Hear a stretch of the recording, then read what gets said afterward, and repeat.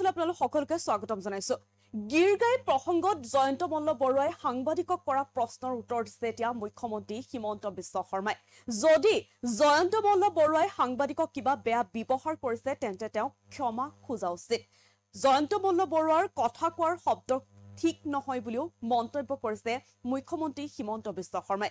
আমাৰ ৰাজনৈতিক যুদ্ধত সাংবাদিকসকল নাই। যদি সাংবাদিকৰ বিৰুদ্ধে কিবা বেয়া শব্দ ব্যৱহাৰ কৰিছে তেন্তে সাংবাদিকৰ আগত জয়ন্ত মল্ল বৰুৱাই ক্ষমা খোজা উচিত বুলি এতিয়া মন্তব্য কৰিছে মুখ্যমন্ত্ৰী হিমন্ত বিশ্ব শৰ্মাই। জনাইছো সবিশেষ এই মুহূৰ্তত জনাইছো আপোনালোকক, যদি জয়ন্ত মল্ল বৰুৱাই সাংবাদিকক বেয়াকৈ কৈছে তেন্তে ক্ষমা খোজা উচিত। জয়ন্ত মল্ল বৰুৱাৰ শব্দ ব্যৱহাৰ বিলাক ঠিক হোৱা নাই। আমাৰ ৰাজনৈতিক যুদ্ধত সাংবাদিকসকল নাই। যদি সাংবাদিকৰ বিৰুদ্ধে বেয়া শব্দ ব্যৱহাৰ কৰিছে তেন্তে তেওঁ ক্ষমা খুজিব লাগে। গিৰগাঁও প্ৰসংগত জয়ন্ত মল্ল বৰুৱাই সাংবাদিকক কৰা মন্তব্য এতিয়া উত্তৰ দিছে মুখ্যমন্ত্ৰী হিমন্ত বিশ্ব শৰ্মাই।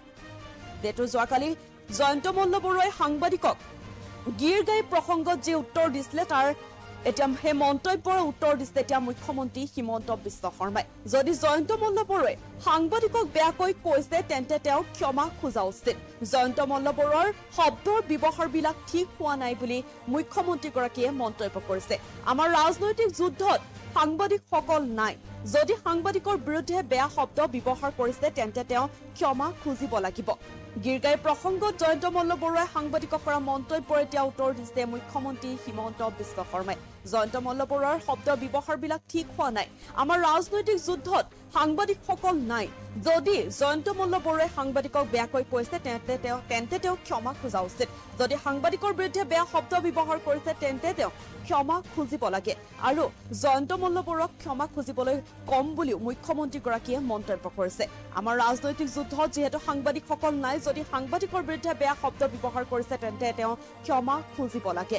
যদি জয়ন্ত মল্ল বৰুৱাই সাংবাদিকক বেয়াকৈ কৈছে তেন্তে ক্ষমা খোজা তেওঁ উচিত। জয়ন্ত মল্ল বৰুৱাৰ শব্দৰ ব্যৱহাৰবিলাক ঠিক হোৱা নাই। আমাৰ ৰাজনৈতিক যুদ্ধত সাংবাদিকসকল নাই। জয়ন্ত মল্ল বৰুৱাক ক্ষমা খুজিবলৈ এতিয়া মুখ্যমন্ত্ৰীয়ে কম বুলিও মন্তব্য কৰিছে মুখ্যমন্ত্ৰী হিমন্ত বিশ্ব শৰ্মাই।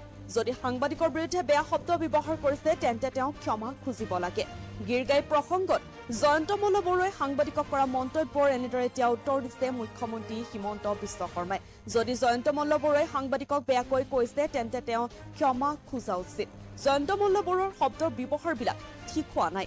আমাৰ ৰাজনৈতিক যুদ্ধত সাংবাদিকসকল নাই। যদি সাংবাদিকৰ বিৰুদ্ধে কিবা বেয়া শব্দ ব্যৱহাৰ কৰিছে তেন্তে তেওঁ ক্ষমা খুজিব লাগে বুলি মন্তব্য কৰিছে এতিয়া মুখ্যমন্ত্ৰী হিমন্ত বিশ্ব শৰ্মাই। আমাৰ ওচৰত মন্তব্য আছে, মন্তব্যত আগবঢ়াইছো।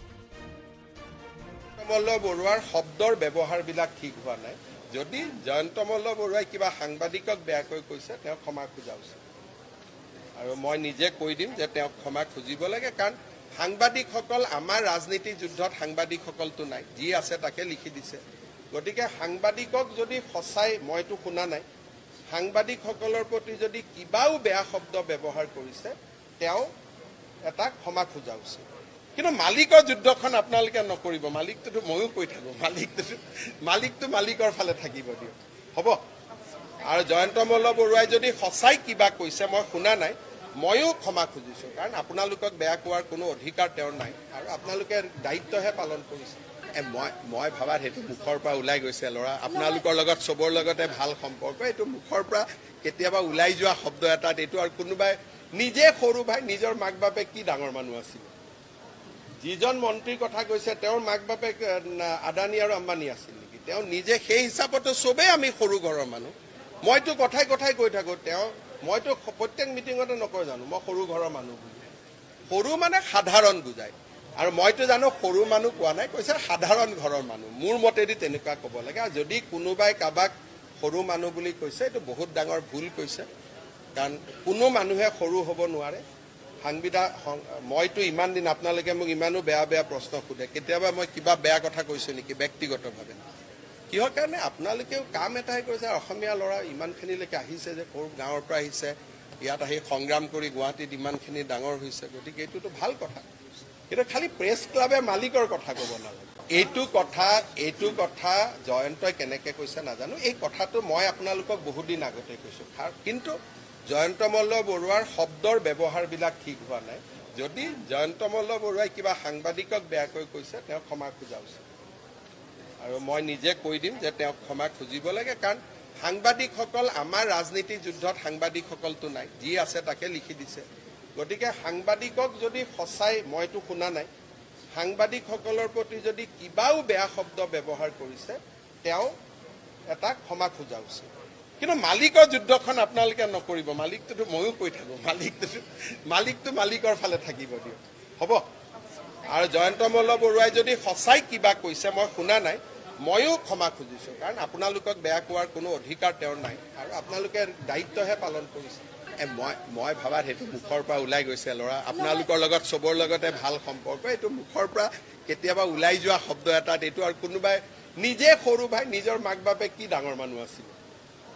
যিজন মন্ত্ৰীৰ কথা কৈছে তেওঁৰ মাক বাপেক আদানী আৰু আম্বানী আছিল নেকি? তেওঁ নিজে সেই হিচাপতো চবেই আমি সৰু ঘৰৰ মানুহ। মইতো কথাই কৈ থাকোঁ, মইতো প্ৰত্যেক মিটিঙতে নকওঁ জানো মই সৰু ঘৰৰ মানুহ বুলি। সৰু মানে সাধাৰণ বুজায়, আৰু মইতো জানো সৰু মানুহ কোৱা নাই, কৈছে সাধাৰণ ঘৰৰ মানুহ। মোৰ মতেদি তেনেকুৱা ক'ব লাগে। আৰু যদি কোনোবাই কাৰোবাক সৰু মানুহ বুলি কৈছে এইটো বহুত ডাঙৰ ভুল কৈছে, কাৰণ কোনো মানুহে সৰু হ'ব নোৱাৰে। মইতো ইমান দিন আপোনালোকে মোক ইমানো বেয়া প্ৰশ্ন সোধে, কেতিয়াবা মই কিবা বেয়া কথা কৈছোঁ নেকি ব্যক্তিগতভাৱে?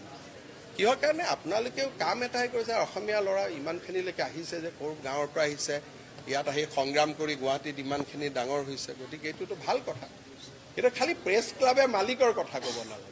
এইটো কথা জয়ন্তই কেনেকৈ কৈছে নাজানো। এই কথাটো মই আপোনালোকক বহুদিন আগতে কৈছোঁ, কিন্তু জয়ন্ত মল্ল বৰুৱাৰ শব্দৰ ব্যৱহাৰবিলাক ঠিক হোৱা নাই।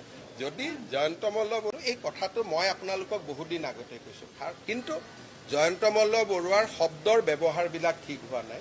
যদি জয়ন্ত মল্ল বৰুৱাই কিবা সাংবাদিকক বেয়াকৈ কৈছে তেওঁ ক্ষমা খোজা উচিত, আৰু মই নিজে কৈ দিম যে তেওঁক ক্ষমা খুজিব লাগে। কাৰণ সাংবাদিকসকল আমাৰ ৰাজনীতি যুদ্ধত সাংবাদিকসকলতো নাই, যি আছে তাকে লিখি দিছে। গতিকে সাংবাদিকক যদি সঁচাই, মইতো শুনা নাই, সাংবাদিকসকলৰ প্ৰতি যদি কিবাও বেয়া শব্দ ব্যৱহাৰ কৰিছে তেওঁ এটা ক্ষমা খোজা উচিত। কিন্তু মালিকৰ যুদ্ধখন আপোনালোকে নকৰিব। মালিকটোতো ময়ো কৈ থাকোঁ, মালিকটো মালিকৰ ফালে থাকিব দিয়ক, হ'ব। আৰু জয়ন্ত মল্ল বৰুৱাই যদি সঁচাই কিবা কৈছে, মই শুনা নাই, ময়ো ক্ষমা খুজিছোঁ। কাৰণ আপোনালোকক বেয়া কোৱাৰ কোনো অধিকাৰ তেওঁৰ নাই, আৰু আপোনালোকে